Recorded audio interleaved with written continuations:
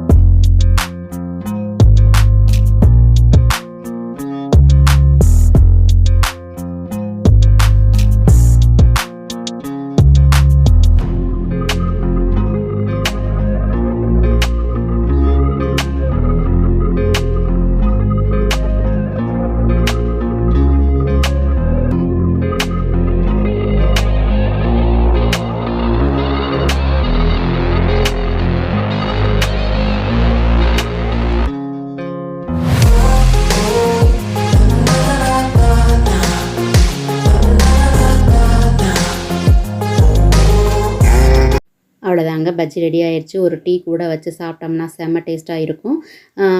இதே மாதிரி வேறு ஏதாச்சும் ரெசிபி கிட் இருந்துச்சு அதை வாங்கி ட்ரை பண்ணி போடலான்னா கீழே கமெண்ட் பண்ணுங்கள். இது மாதிரி என்னென்ன ரெசிபி கிட் இருக்குது அதை நம்ம ட்ரை பண்ணி போடலாம்.